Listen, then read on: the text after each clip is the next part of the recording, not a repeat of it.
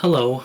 Maybe you can guess what I'm going to talk about today. Now that you can't tell from probably the title that's above here, but whatever, maybe you can try to guess, just cover up the title. Okay, here it is.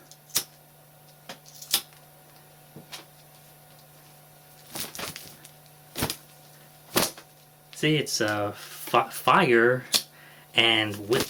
I'm going to talk about fire whips today. Well, actually, not fire whips, but one particular fire whip that I made like about a year ago. I know I had some pictures of me actually building it, but I guess I lost them or something. I can't seem to find them now. So I'm going to try to go over that process a little bit of building one, although it's not very precise. And then also I'm going to maybe demonstrate it at the end here. So, okay, I guess that's it. And come on, let's go. I guess the first thing to look at is the invoice. I ordered all my stuff from Tricks and Concepts. I guess that's the name of the place. Yeah, it's specializes in this Kevlar stuff, and that's the thing that oh, my coupon expired already. That's the thing that Fire Whip is made out of, is Kevlar. Here's some other of the stuff that they make, but they actually don't make Fire Whips here. They don't sell them. They only sell the Kevlar, and I got a pretty good cheap deal on them, sort of. So that's what I used. The first thing that I kind of got was safety, Nomex gloves, fire blanket. I guess I can show you that now. So yeah, here's the gloves that I got, and then the fire blanket. And they say not to get this wet, that it makes it less fire resistant when it's wet. And another thing that I wanted to show was, where is it? The Kevlar thread. Man, I should have got like 5 of these rows. Like, I only got 3 of them, but I should have got like a lot more, because here's the Kevlar thread. And believe it or not, okay, it looks just like cotton, but when you try to pull it, it's like so strong. It's like there's like no way I could like, okay, here's regular cotton thread, okay? Or I guess this is polyester, maybe, but it's thread, right? And like I can just go like that easy. It's just like it just breaks like nothing. But this Kevlar stuff is like the strongest, like, I mean, it's really amazing. It's actually very different than cotton. It looks just like cotton, though, for some reason. Anyhow, yeah, those were some of the things. Okay, I'm gonna go over, like, some of the other stuff that I got. Here are the other spools of stuff, that I got to make this fire whip. Okay, maybe I overbought, but anyways, this is kind of how the whip went together. I got this I guess half-inch wick material. I don't think they really call it rope, but whip or something wick. And anyways, I got this I guess it's 1/8 inch. I'm not really sure. And this was this 1/4 inch. And I kind of like built it up in sort of a layer, sort of. Like, okay, like the first half was kind of doubled over, like this rope was doubled over, and this kind of ran the length from the bottom to kind of the end. And then this one, well, it'd be a longer piece, but it ran all the way up this way so that the end could like whip, sort of. And that's kind of basically how I built it together, like just the core. And I wrapped the core with this Kevlar thread so that it was all like together, sort of. And then from there, I built up a second layer using this 2-inch material here, wick material, I believe. Yeah, this is Kevlar stuff. Okay, this, like, when you look at this, like, when I look at this looks just like cotton, doesn't it? I mean, you never know it was Kevlar. I mean, but it's, like, so strong, it's, like, hard to, like, pull apart. It's impossible, almost, like, I mean, like, I was using this knife mostly here, this one, and, like, it dulled this knife, like, it just, okay, well, it can cut. I mean, I think I sharpened this recently, but anyways, this got really dull, Like, it dulled everything, like everything that I had. I should have bought the scissors that they were offering, but I guess that was too cheap. But anyways, so from there, this would kind of go around the core, like here. And, I'd wrap it like a burrito or something, and then use a needle and the Kevlar thread to kind of like, secure this. And then, I'd have another layer go over it and like build up the core of the whip, sort of. And then towards the end, it would just be like it'd just be like this sort of, where it'd just be like one piece where I'd kind of just sew it together from here, you know, stitch it together and have like the ends stick out, you know, and attach the, you know, the cracker at the end. Anyway, so that's how I built that part, you know. But the exterior, like the part that, you know, people often like look at when they see a whip, like they see this type of braided part. Yeah, this has been used a few times, so it has kind of a charcoaly exterior. But yeah, this kind of braid. I use this type of, I guess this type of wick material here. And you know, like I just braided it simply like how you braid a basket. Here, I'll show you. So right, the way this is woven is just like a simple basket pattern. It's kind of a under-over method, sort of. And you know, as soon as you kind of go wrong, you kind of notice something doesn't fit right. But yeah, it's kind of like this type of pattern. The only difference is that it's on a round surface. So if I just zoom out here, this is kind of like a cross section. As the whip, when I originally made it, was way too long and it wouldn't fit in the handle, so I had to trim it. And you can kind of see the core in there, like the strings, and then this part wrapped around, and then this part here. So you know, it's just like a basic basket weave, like kind of under over, you know, under over every other sort of. And you know, it kind of lines up at the end, you know, like on the bottom. But yeah, anyways, that's kind of how that was put together, that part. As for the handle, I used you know, the same thing those Star Wars nuts use, a simple plumbing part. You know, this is like for a drain, I believe. It's kind of like the drain part goes there, and this goes out to the trap or whatever. But yeah, I just simply took the whip that I made and I shoved it into this pipe, right? And then I secured it with some wood screws. I just drilled right through the metal and kind of like drilled them into there, and you know, that's not coming out. Once it's in like that, it's in there pretty good. And yeah, the bottom's like that. Sometimes I like to fill the bottom with the fuel and then have it like leach out, you know. And well, anyways, okay. This is a simple animation that I made. It's you know, shows kind of the process. So here's the core part kind of put together, and then around that is that 2-inch Kevlar wrapping, sort of, you know, that's stitched on there, stitched together. And then beyond that is the braiding, I guess, on the outside, the plait or whatever they call that. I usually use like 6 strands and then kind of like, you know, progressively kind of weed them down and get them tighter and tighter towards the end. And then towards the end, you know, like the cracker part, like, you know, I'd have that one cord sticking out, but then I tried to like put another little cord towards the end. And then I guess once that was done, then I took the entire thing, shoved it into that plumbing pipe so that I'd have a like a metal handle, and then I secured it with some wood screws. And yeah, there you go. That's the fire whip, and all that was needed then after that was to put some tiki torch fluid on there and set it on fire. Whips themselves are pretty fun. Like, you can dress up like your favorite action star and you know, use a whip and be like a superhero.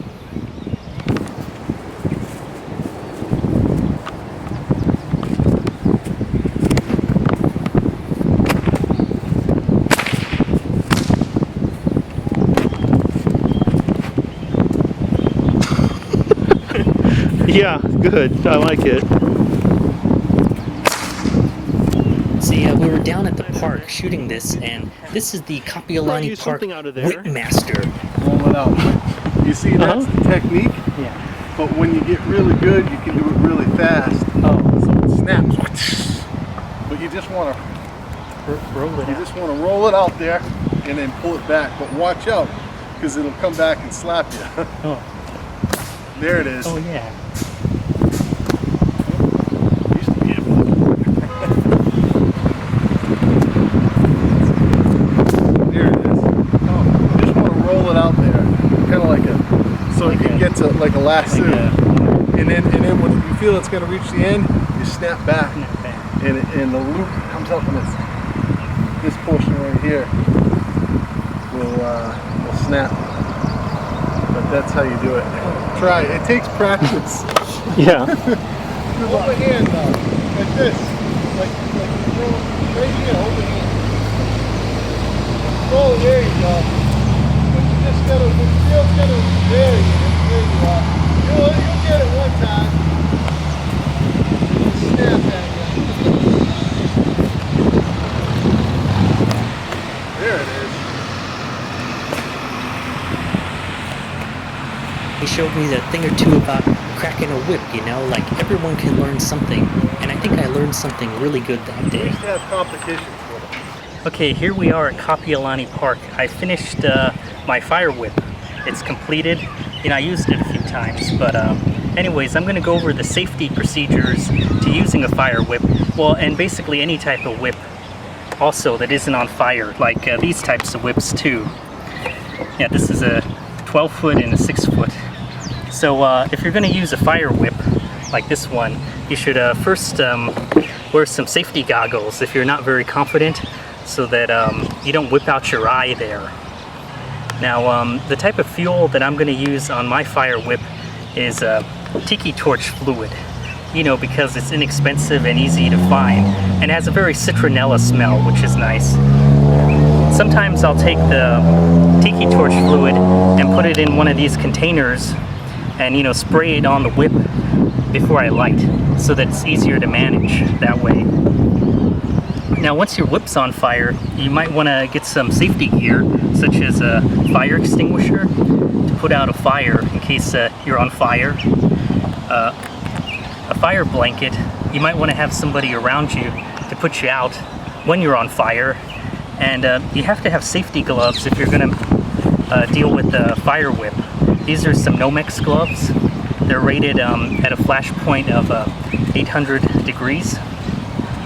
Yeah, they fit like a glove. Make sure that they fit okay so that the whip doesn't slip out of your hand. Now let's just say that your fire whip is on fire and it's petering out and you want to put it out. What you do is you have, I'm using a paint tray, like a paint tray here. And this paint tray should be full of water, and there should be a towel that's also damp, so that you can take your fire whip and put it on here while it's on fire and put it out, so that everything's you know, safe in that respect. Another thing you might want to have is a big paint can full of water.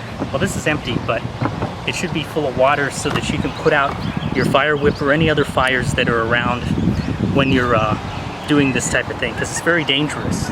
You get hurt real bad.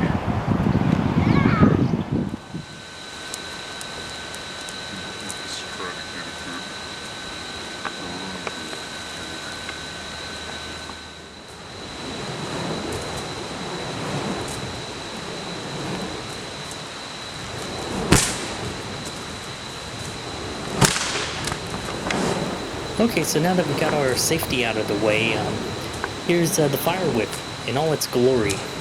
Yeah, you can use the fire whip on its own, or you can try to put horns on and look very ridiculous as, you know, the Balrog from Lord of the Rings or something like that. You know, just look like your favorite demon, I guess.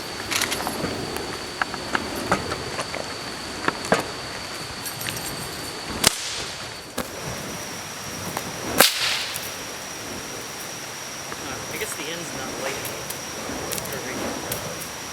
Yeah, keep going.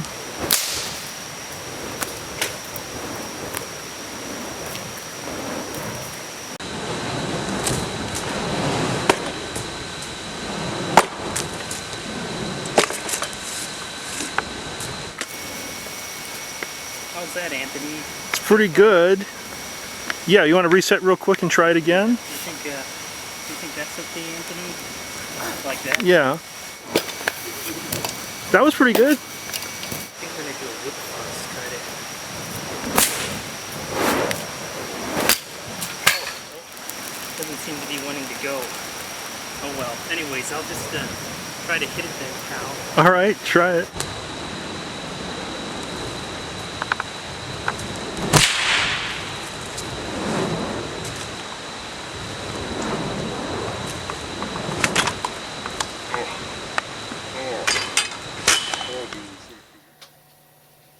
So I guess that's it for the fire whip video. Yeah, this is the fire whip after, like, I don't know, we did like a lot of takes of that, like, I don't know, a lot, and the end started to unravel.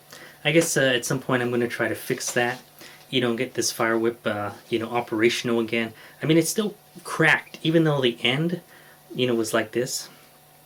Anyhow, so, conclusion, well, okay, if you're gonna, like, make your own fire whip, I kind of wouldn't recommend it. You could probably buy it for cheaper and it'd look nicer and it'd be more balanced and it would work a lot better, if you know what I mean. But, you know, if you're gonna do it for fun, right, then, yeah, you could go for it. You know, I went for it, but, I'm not really a whip master. Like, I'm not that good, so, you know, would I recommend it? Probably not to the normal person. But I would recommend it maybe to a psychopath, you know. Maybe, I don't know. And also, make sure to have all your safety gear. Have a fire blanket, fire extinguisher, buckets of water, a towel, wet towels, other buckets to cover the fire. Because this thing, when it's flaming, it's dangerous, you know. Like, I mean, it's on fire, and then it also can whip. The end, you know, can, like, lacerate, so, you know, be very careful out there if you're going to do something like this. You know, even if you buy, like, a regular type of whip, be very careful, okay? You're going to get messed up if you're not careful. I mean, this is all for entertainment. It's not, you know, not supposed to be serious with this stuff, you know. I caution you, you know, you're doing this stuff at your own risk, so, you know, read up about it, you know, wear safety goggles if you have to, and that's all I can say. Well, you know, thanks for watching. Shoutouts to all my buddies, Mr. OVF, Mr. Garrick Pakai, everyone else, you know, Mr. Avant-Garde, Mr. Greg, you know, all my pals, and the Ghost Hunters, and I guess I'll see you guys later. Goodbye. Well, and if you're just watching this, thanks for watching, and I'll see you later. Goodbye. Are you recording, buddy? Yep, I am.